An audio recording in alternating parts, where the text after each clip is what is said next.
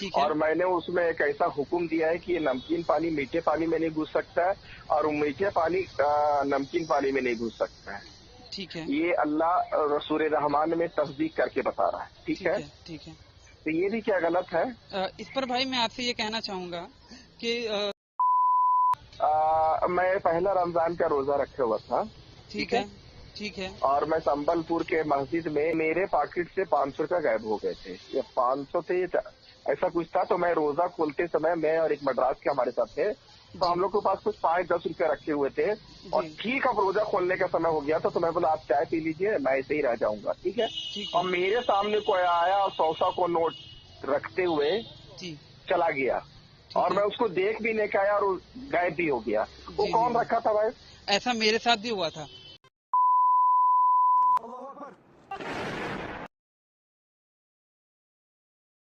नमस्ते सभी को मित्रों, वैचारिक मंथन एक्स ईमान वाला यूट्यूब चैनल पर मैं आपका साथी आशीष चौरसिया आप सभी का हार्दिक स्वागत एवं अभिनंदन करता हूं। मित्रों, शाहिद जी के साथ हुई हमारी पिछली बातचीत तो आप लोगों ने सुनी ही होगी। अगर ना सुनी हो तो ऊपर दिख रहे आई बटन पर क्लिक करके आप हमारी पिछली बातचीत को अवश्य सुनिए। तो शाहिद जी के साथ हुई हमारी आगे की चर्चा आज मैं आप लोगों के समक्ष रख रहा हूं। आप सब भी सुनिए एवं विचार कीजिए। अच्छा, मेरी बात बताइए, जो अल्लाह कुरान में बोल रहा है कि हमने 2 समुंदर बनाए, एक नमकीन पानी और एक मीठा पानी का।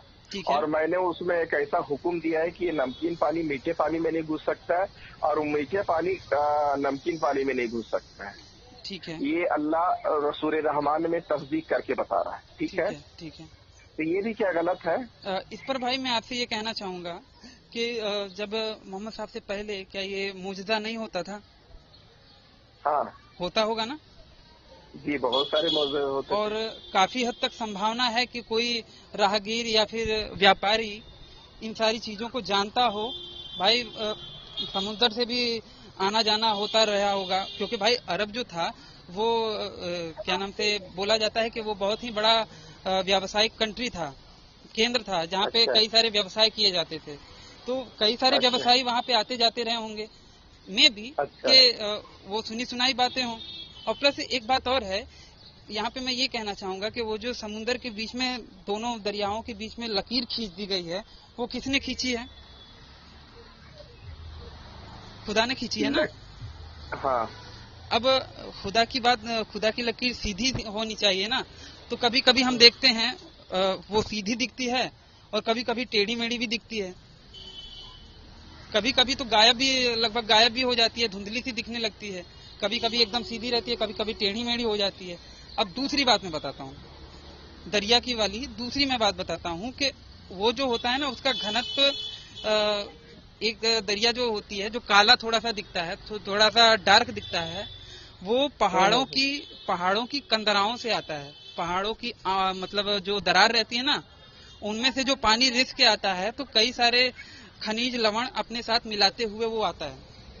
और ये जो दरिया का पानी है वो शुद्ध और साफ रहता है। तो जब दोनों का घनत्व कम ज्यादा होता है, जैसे तेल डालेंगे पानी में तो तेल क्या होता है, वो तेल तैरते रहता है ना, अलग उसमें मिलता नहीं। ठीक है। तो उसका घनत्व, तेल का घनत्व कम रहता है और पानी का घनत्व ज्यादा रहता है शायद ना। तो उसी हिसाब से बात सुनिए, मैं आपको मेरी पूरी बात पूरी करने दीजिए भाई। तो ये साइंटिफिक प्रूफ हो चुका है कि वो जो पानी रहता है ना, दोनों पानी जो रहते हैं, वो जो आप कह रहे हो कि वो कभी एक दूसरे में मिलते नहीं, वो मिलते हैं। हाँ, वो प्रोसेस धीरे धीरे होता है लेकिन मिलते हैं। और इसी मिलने की प्रक्रिया में वो जो लाइन कभी आपको सीधी दिखती है तो कभी आपको टेढ़ी मेढ़ी दिखती है ना, वो मिलने की ही प्रक्रिया होती है। अच्छा जी। अच्छा, तो ये बताइए मुझे, फिर सच क्या है? फिर सच आप क्या जब है? इतना रिसर्च किए हैं तो अब आप बता दीजिए। भाई रिसर्च अगर आप, हमको भाई तो अभी तक इस्लाम से सच्चा कोई दिखा ही नहीं।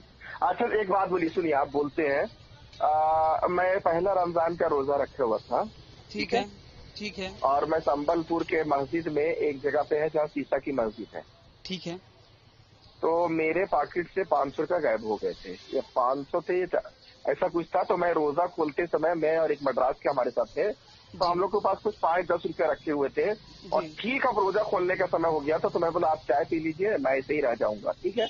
और मेरे सामने कोई आया और 100 को नोट रखते हुए चला गया और मैं उसको देख भी नहीं पाया और गायब भी हो गया। वो कौन रखा था भाई? ऐसा मेरे साथ भी हुआ था, ऐसा ही मेरे साथ भी हुआ था। क्या बात है? एक टाइम जब मैं यहाँ पे इन्फिनिटी मॉल में काम करता था, जॉब करता था वहाँ पे, तो मेरे साथ भी ऐसा हुआ था कि मैंने एक बिस्किट खाया था और रैपर फेंक दिया। जैसे ही फेंका स्टेशन के पास, क्लीनअप वाले आके मुझे पकड़ लिए और मेरी जेब में उस वक्त करीब 700 रुपया रहा होगा, 700 रुपया रहा होगा और पूरा का पूरा पैसा मतलब वो लोगों ने ले लिया। और जो लिखते हैं ना वो भी नहीं लिखा उन लोगों ने, जो पावती बना के देते हैं वो भी पावती भी बना के नहीं दिए। और उस वक्त भाई मैं थोड़ा सा बोला भाला था, क्योंकि मुंबई में थोड़ा सा नया नया आया था, नई नई जॉब लगी थी मेरी, तो क्योंकि बीच में मैं मुंबई में ही रहता था पहले, लेकिन जब कक्षा 7 में आया तो मैं गांव में चला आया। फिर गांव के बाद मैंने वहीं पे गांव में ही पढ़ाई की और बीए कंप्लीट किया, ग्रेजुएशन। फिर उसके बाद मैं यहाँ पे आया, तो काफी सालों बाद आया था, तो थोड़ा भोला भाला था, तो वो लोगों ने मुझे लूट लिया, ठीक है, क्लीनअप वालों ने। तो उस वक्त मेरे पास जरा सा भी पैसा नहीं था, लेकिन ये था कि मैंने किसी से मन्नत ऐसा कुछ भी नहीं किया था। और उस टाइम पे चूंकि मैं पुराणों वगैरह से पूरी तरह से परेशान था और मैं उन सब चीजों का त्याग कर चुका था, बस जैसे तैसे चला रहा था कि हाँ ठीक है। तो उस दरमियान में थोड़ा सा मैं क्रिश्चियनिटी से भी प्रभावित था, थोड़ा सा क्रिश्चियनिटी से प्रभावित था, लेकिन मैंने वहां पे मन्नत नहीं मांगी थी ईसा मसीह से या फिर कुछ भी। लेकिन आप यकीन नहीं मानोगे कि मेरा वो जो 600 के करीब पैसा जो था वो चोरी हुआ था, मुझे 1000 रुपए का नोट मिला था वहाँ पे आगे। मतलब मैं वहाँ इन्फिनिटी मॉल में गया था तो वहाँ पे मुझे पर्स में मिला था। और मैं अपना चोर बता रहा हूँ, अपने दिल का चोर, कि जब वो पर्स मुझे मिला था तो उस पर्स को सबसे पहले मैंने जेब में रखा, ठीक है, और फिर उसके बाद गया बाथरूम में से मैंने देखा कि क्या क्या है, तो कुछ उसमें था भी नहीं। मैंने सोचा यार पैन कार्ड वगैरह भी होगा तो उस बंदे का पता चल जाएगा, लेकिन कुछ भी नहीं था, पैसे थे, तो पैसे मैंने ले लिए। हालांकि मुझे करना ये चाहिए था कि बता देता या फिर कुछ भी कर देता कि भैया किसका पैसा है क्या है, लेकिन मैंने वैसा कुछ किया नहीं। ये मेरा दिल का चोर है और मेरी गलती है, जिसका कि मुझे अब अफसोस भी होता है। तो वो 1000 रुपए तक के पैसे थे, वो मुझे मिले थे। अब अगर मैं कहता उस वक्त, अगर मैं किसी का नाम ले लिया होता, फॉर एग्जाम्पल कि मैंने यीशु का नाम लिया होता या फिर कट कीजिए इसको भी। आप कहाँ रहते हैं आतिश भाई? बॉम्बे?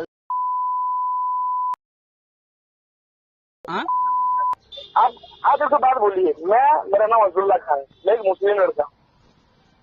ठीक है, उसमें मेरी गलती नहीं है ना। सुनिए भाई, बात सीरियसली कर रहे हैं आप, मजाक में मत लीजिए। नहीं भाई, मैं सच कह रहा हूँ। मैं बात नहीं कर रहा। नहीं, बिल्कुल, जो मजाक करे उसकी ऐसी तैसी, यार कौन मजाक कर रहा है। मैं